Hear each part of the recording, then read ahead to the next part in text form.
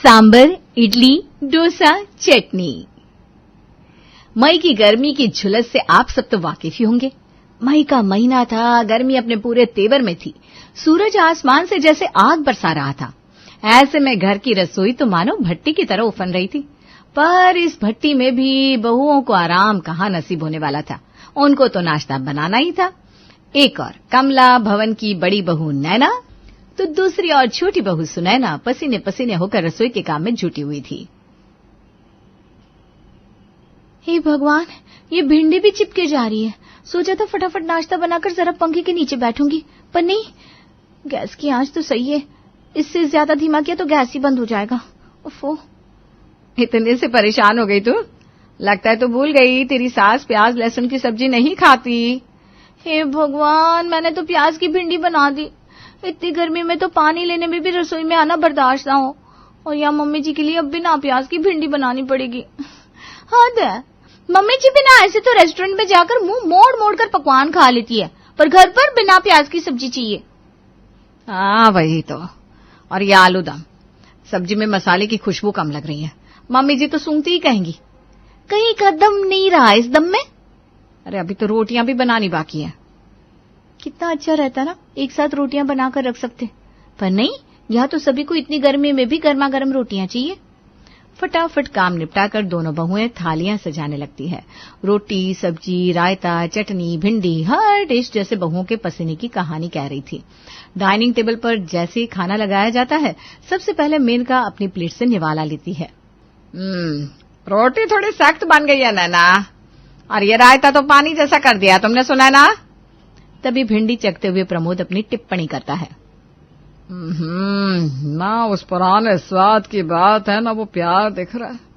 लगता है अब बहुओं के लिए खाना पकाना 3 वक्त का काम रह गया है, जिसे किसी भी तरह बस खत्म करना है। इससे तो अच्छा मैं डोसा स्ट्रीट का सांबार ही मंगवा लेता। और मिर्च इतनी डाल दी आपने कि जीभ जल रही है भाभी। इससे अच्छा तो हम डोसा स्ट्रीट से ही डोसा मंगवा लेते पापा। अपने ससुराल वालों की बात सुनकर नैना और सुनैना का जी तो जल रहा था, पर दोनों मजबूर थी। दोनों बहुएं बिना कुछ कहे सिर झुकाए वहीं खड़ी रहती है। नाश्ते के बाद रोज वही बर्तन धोने की ड्यूटी। बर्तन धोते हुए नैना गहरी सांसें ले रही थी। हर बार वही, चाहे कितना भी बना लो, इस घर में कभी कोई संतुष्ट नहीं होता। हमसे तो मशीनें अच्छी हैं, उन्हें भी चार्जिंग के लिए छोड़ा जाता है, और हमें इतनी गर्मी में भी इस भट्टी में झोंक दिया जाता है। डोसा स्ट्रीट वालों का डोसा अच्छा है, सांभर अच्छा है। अरे भाई, तो वहीं से मंगवा लो डोसा सांभर। बेकार में इतनी गर्मी में हमसे गर्मा गर्म पराठे क्यों बनवाते हो? पर ऐसे नहीं चलेगा ना सुनैना। तो क्या करे भाभी, कभी कभी तो सोचती हूँ क्या हमारी किस्मत बस चूल्हे तक ही है। कमला भवन की दोनों बहुओं के दिन ऐसे ही निकल रहे थे। एक शाम, अरे बहू, चाय चढ़ाई की नहीं? हाँ पापा जी, बस 10 मिनट। सुनैना हड़बड़ी में चाय चढ़ाने के लिए जाती है और देखती है डब्बे में चीनी ही नहीं है। चीनी खत्म हो गई है भाभी, आज राशन मंगवाना था, मैं इन्हें कहना ही भूल गई। अब अगर पापा जी को वक्त पर चाय नहीं मिली तो वो खामखा नाराज हो जाएंगे।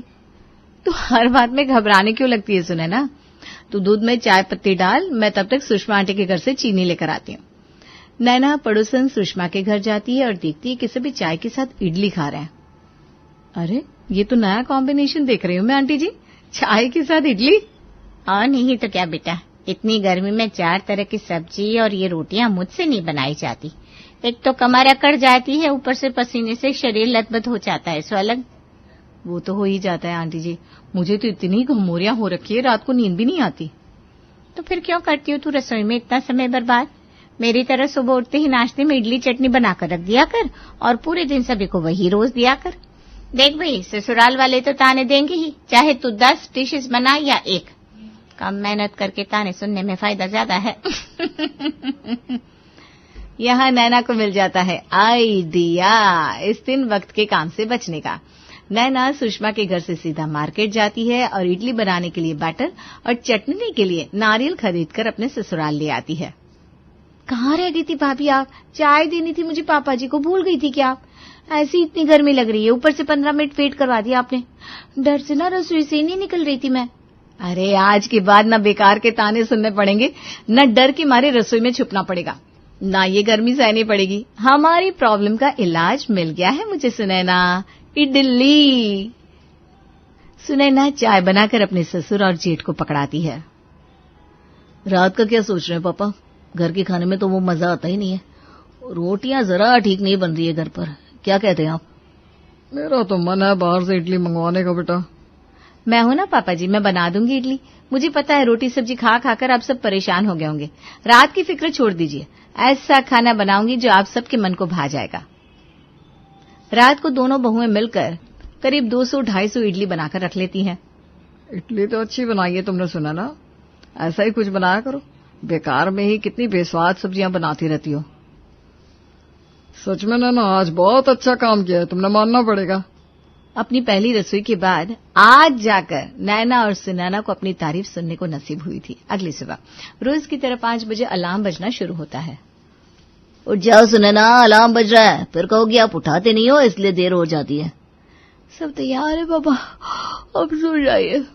आराम से आज दोनों देवरानी जेठानी 8 बजे उठती है, रात के जूठे बर्तन धोती है, नहा धोकर तैयार होकर 9:30 बजे रसोई में जाती है। अब क्या भाभी? अब क्या? सुबह 8 बजे ही मैंने फ्रिज से इडली निकाल ली थी। यहाँ इतनी गर्मी है, इडलियों का टेम्परेचर खुद नॉर्मल हो गया है और चटनी तो ठंडी ही परोसी जाती है। रात की बनी हुई इडली को प्लेट में सजाकर डरती डरती सुनैना चटनी के साथ सभी को परोस देती है।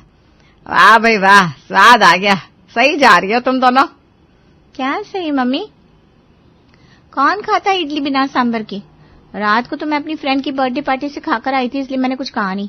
पर इसका ये मतलब थोड़ी ना है कि भाभी हर बार इडली चटनी के साथ परोस देगी। मेरा मतलब है अगर डिश बनाई है तो पूरी तरह बनाओ ना, वरना मत बनाओ। बचपन से सभी ये कहते थे। मेरे और निधि के मुंह का स्वाद बिल्कुल एक जैसा है। आज सच में इस बात को मान गया मैं निधि।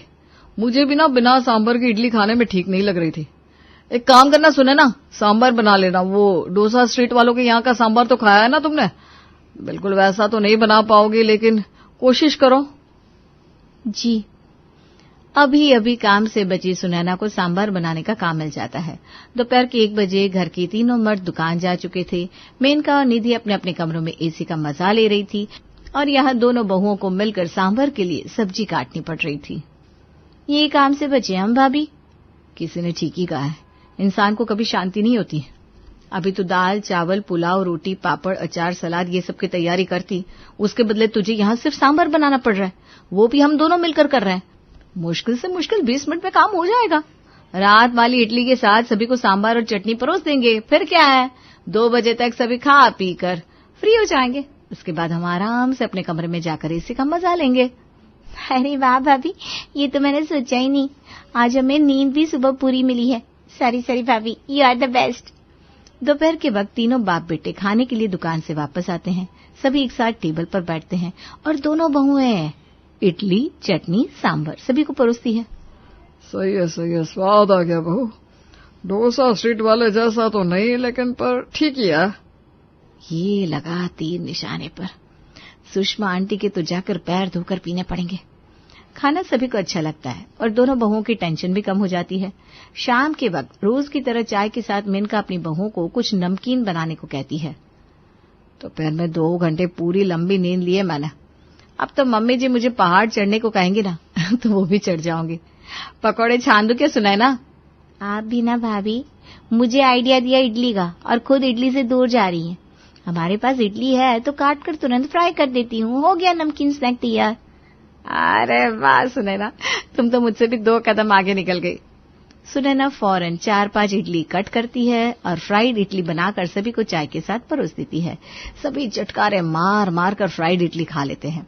रात के वक्त फिर से नैना सुनैना सभी को इडली परोसती है। जरा सांभर और देना नैना। नैना जिम्मी की कटोरी में सांभर डाल रही थी कि गलती से उसका हाथ स्लिप हो जाता है और सांभर डायरेक्ट इडली पर गिर जाती है। सॉरी जिम्मी जी, वो गलती से। अरे कोई बात नहीं नैना, होटल में सांभर वड़े पर भी इसी तरह सांभर डाला जाता है। इडली तो तुम बना रही हो, एक काम करो कल सांभर वड़ा बना लो। इडली के घोल में दाल ज्यादा मिला देना, बस बन जाएंगे सांभर वड़ा। पर बात तो सिर्फ इडली चटनी की हुई थी, पहले सांभर अब सांभर वड़ा। खैर काम कम तो हुआ ही था, ये सोचकर नैना और सुनैना अगली सुबह नाश्ते के लिए सांभर वड़े की तैयारी में लग जाती हैं और आज कमला भवन में सभी को परोसे जाते हैं सांभर वड़े। नीति सांभर वड़े खाते हुए इंस्टा स्क्रॉल कर रही थी जिस पर आता है आजकल का ट्रेंडिंग रील। इडली सांभर डोसा, चटनी चटनी चटनी। इसे सुनते ही पहले सभी एक दूसरे को देखते हैं, फिर अपनी प्लेट को। क्या कहती हैं मेनका जी आप? मतलब आप भी वही सोच रहे हैं जो मैं सोच रही हूँ? बिल्कुल मम्मी, सब वही सोच रहे हैं। इडली सांभर चटनी बनी चुके हैं, तो फिर डोसे ने क्या पाप कर दिया था? तुम डोसा नहीं खिला रही हमें नैना, बैटर तो वही यूज होना है, बना दो डोसा। भैया बिल्कुल सही कह रहे हैं, ये इडली कुछ ज्यादा ही हो गई, सांभर वड़ा भी हमने खा लिया, अब डोसा सही रहेगा। अरे हो गई से क्या मतलब, मैं तो बहू इडली ही खाऊंगी। और हाँ, डोसे का जो मसाला बनाएंगी ना, मेरे लिए बिना प्याज का बनाना याद से। और मेरे मसाले में टमाटर होना चाहिए भाभी, और आप जो ऊपर से बादाम डाल देती हो ना, मेरे डोसे के मसाले में मत डालना। और हाँ, नींबू अच्छे से निचोड़ना। मैं तो बहू तू जैसा मसाला बनाएगी वैसा खा लूंगा, पर हाँ ज्यादा मसाले मत डालना। और डोसे मेरे लिए जरा मोटे मोटे बनाना, पतले डोसे ना मसूड़ों में चुभते हैं, तू तो जानती है। रोटी सब्जी से बचना चाहती थी नैना और सुनैना, और अब उन्हें बनाना पड़ रहा था डोसा। रात को झूठे बर्तन धोती हुई दोनों देवरानी जेठानी इसी मसले पर बात करती हैं। सब्जी के बदले मसाला बता दिया सबने, वो भी 5 वैरायटी का, और डोसे भी सभी को गर्मा गर्म परोस कर देना होगा। रोटी तो मैं दोपहर में भी सेकती नहीं थी भाभी, सुबह वाली चला देती थी। यहाँ तो वो ऑप्शन भी नहीं है, गर्मा गर्म डोसा सेकना पड़ेगा। एक डोसा सेको भाग कर परोसो, दूसरा सेको भाग कर परोसो। और यहाँ तो सब कम से कम 5 डोसे खा जाते हैं, और डोसे का बैटर सही से फर्मेंट नहीं हुआ तो डोसे पतले नहीं बनेंगे, और अगर पतले नहीं बने तो फिर पापा जी के अलावा और कोई डोसा खाएगा ही नहीं। अरे वो तो हो जाएगा भाभी, पापा जी के लिए थोड़ा सा बैटर अलग निकाल देंगे और बाकी बैटर में इनो और मेथी डाल देंगे, उससे डोसे क्रिस्पी बनेंगे। अगली सुबह नैना और सुनैना को इडली, सांबर, वड़ा और डोसा सब बनाना था, जिस कारण आज उन्हें फिर से सुबह 5 बजे उठना पड़ता है। अभी तो सिर्फ इडली और बड़े बने हैं भाभी, मसाला तो बनाना बाकी है। तो बाहर जाकर थोड़ी देर कमर सीधी कर, मैं मसाला बनाना शुरू करती हूँ। धीरे धीरे सभी उठने लगते हैं। सबसे पहले नैना सभी को चाय बिस्किट देती है। अरे भाभी, ये बिस्किट क्या दे रही हैं आप? वो फ्राई इडली नहीं बनाई थी क्या आपने उस दिन? वही बना के दो। हाँ बहू, मुझे भी वही दे दे। लो, ये कम और बढ़ गया। डोसा, सांबर, इडली, चटनी चटनी चटनी। फिर सभी नहा धोकर तैयार होकर नाश्ते के लिए आकर बैठ जाते हैं। सुनैना डोसा सेकती जा रही थी और नैना सभी को परोसे जा रही थी। अरे बेटा जरा मोटे मोटे डोसे बनाना, बोल सुनैना बहू को। बहुत पतला बना दिया बहू ने, ये तू ले लेने दी। आपको पहले बोलना चाहिए था ना पापा, अब तो ये नरम हो गया है, मैं नहीं लेने वाली। और हाँ नैना भाभी, सुनैना भाभी को बोल दो कि डोसे के अंदर मसाला डालकर ना दे, क्योंकि रसोई से यहाँ तक आते आते नरम हो जाएगा। मसाला अलग, डोसा अलग। सभी की फरमाइश लेकर नैना रसोई में जाती है और सुनैना को बताती है। एक काम करती हूँ, मैं ही तवे पर बैठ जाती हूँ। भाभी, कहाँ से ये इडली का आइडिया ले आई आप? जिंदगी झंड हो गई है। सभी को नाश्ता करवाने के बाद जैसे ही नैना खुद के खाने के डोसे सेकने जाती है, पड़ोसन सुषमा वहां आ जाती है। अरे वाह बेटा, डोसे बन रहे। अरे सुषमा बहन, बड़े दिनों बाद आई तुम। आओ आओ बैठो। नैना, जरा डोसा खिला दो सुषमा आंटी को। आज बहू ने डोसा बनाया है, मार्केट जैसा तो नहीं बना पाई, पर ठीक है, सीख जाएगी। तीनों वक्त इतनी गर्मी में डोसे बनाना। कोई 4 बजे डोसे खाना चाहता, कोई 7 बजे। किसी को दुकान से आने से देरी हो गई तो उसके लिए रात के 1 बजे डोसे बनाओ। इतनी गर्मी में रसोई में तपती आज नैना और सुनैना बोल ही पड़ती हैं। मैं क्या कह रही थी मम्मी जी, डोसा स्ट्रीट वालों के यहाँ से ही रात का डिनर मंगवा लेते हैं। हाँ, मुझे भी लगता है वही ठीक रहेगा मम्मी जी। वैसे भी हमारे हाथ का इडली, डोसा, सांबर, चटनी, रोटी, पुलाव कुछ भी आप लोगों को खास पसंद नहीं आता। अब ना ये मेहनत और ज्यादा नहीं हो पाएगी मुझसे। ये तुम क्या कह रही हो सुनैना? आप लोगों को बड़ा याद आता है ना डोसे स्ट्रीट वालों का खाना, तो मंगवा लीजिए ना। जैसे ही नैना और सुनैना अपने कदम पीछे करती हैं, सभी की सिट्टी पिट्टी गुल हो जाती है। ठीक है, मत बनाओ खाना, हमें कौन सा तुम्हारे हाथ का खाना ही खाना है। जाने दे, तो बना दे सभी के लिए डोसा। मैं नहीं भैया, इतनी गर्मी में मैं रसोई में नहीं जाऊंगी। यहाँ डाइनिंग टेबल के ऊपर बैठकर भी खाना नहीं खा पा रही हूँ। सीलिंग पर लगा पंखा ऐसी आग फेंक रहा है, मानो 15 मिनट से ज्यादा यहाँ बैठ लिया ना तो यहीं लू लग जाएगी। ऐसे में रसोई के अंदर जाकर खाना बनाना ना बपना, वहां तो कोई पंखा भी नहीं है। मम्मी, तुम बना दो ना डोसा। अरे जिंदगी भर तो मैं ही खाना बनाती आई हूँ, अब भी मैं ही बनाऊं? जा बाहर से जाकर लेकर आ जी में। वक्त तो देखो मम्मी, रेस्टोरेंट बंद हो गया होगा, और वैसे भी खाने के लिए वहां कम से कम 1 से 1.5 घंटे का इंतजार करना पड़ता है।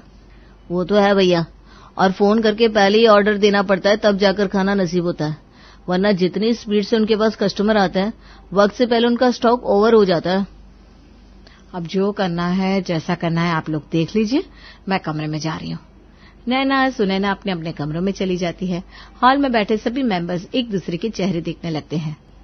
इतने गर्मी में इतनी देर रसोई में खड़े रहकर खाना बनाना आसान काम तो नहीं है मेनका जी। और नहीं तो क्या, बहुत मुश्किल काम है। मैंने बनाया है खाना, मुझे ही पता है। तो फिर क्या किया जाए भैया?